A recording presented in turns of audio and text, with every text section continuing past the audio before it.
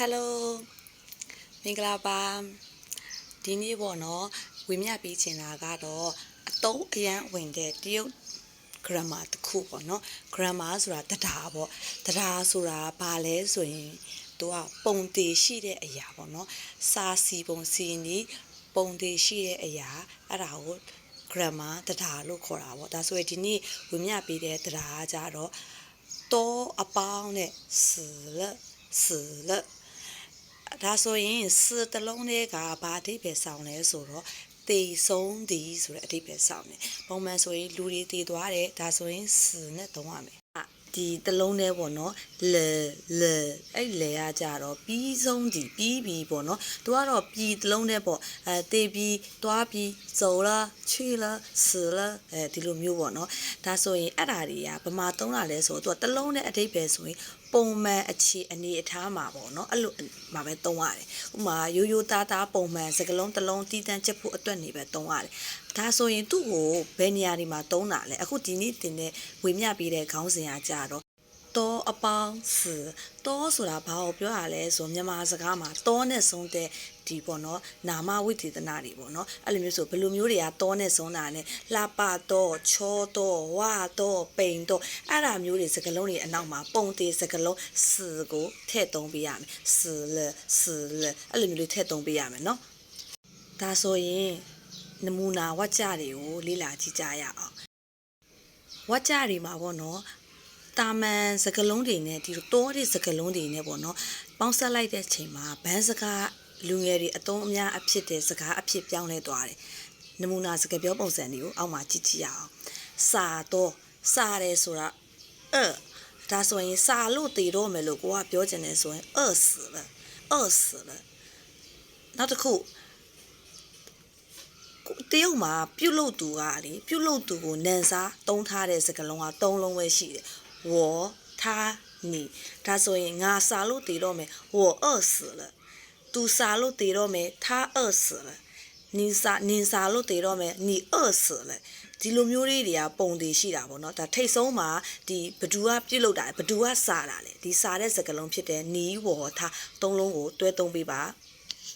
တခါတလေကိုကဒီနန်စားဖြစ်တဲ့ပြုတ်လုတ်သူတွေကိုကိုကမထည့်ချင်ဘူးအရင်ဆုံးနေရာမှာပုံမှန်ပဲ死了ဒါဆိုရင်စားလို့တည်တော့မယ်我死了ငါစားလို့တည်တော့မယ်ဒီလိုမျိုးလေးတွေလည်းသုံးလို့ရတယ်ပုံမှန်စကားလုံးကတလုံးနဲ့ဆိုရင်တည်မယ်ပေါ့နော်ဒါဆိုရင်ဒီလိုမျိုးပေါ့နော်ကရိနာမဝိသေသနာတောတွေနဲ့စုံတဲ့စကားလုံးနဲ့ပေါင်းလိုက်တယ်ဆိုရင်ဘာသာပြန်ရရင်နော်တည်တော့မယ်လို့တည်တော့မယ်စားလို့တည်တော့မယ်ဒီလိုမျိုးလေးတွေပေါ့နော်ပြီးသွားရင်နောက်ထပ်နမူနာကိုကြည့်ကြရအောင်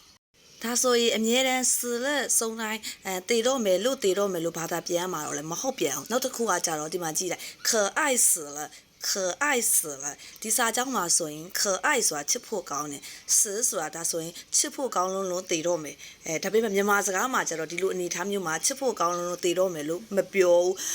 အရန်ချစ်ဖို့ကောင်းလိုက်တာပြောချင်တာကကြပေါ့နော်ဒီ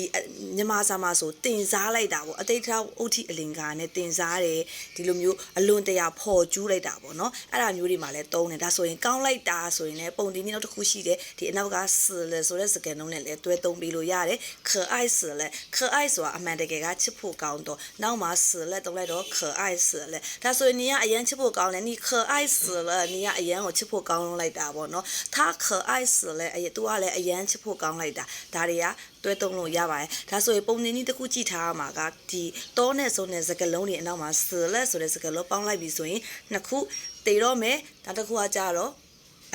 ကောင်းလိုက်တာဆိုတဲ့အဓိပ္ပာယ်ဆောင်ပါတယ်နောက်ထပ်အောက်ကတစ်ခုကကြတော့脏死了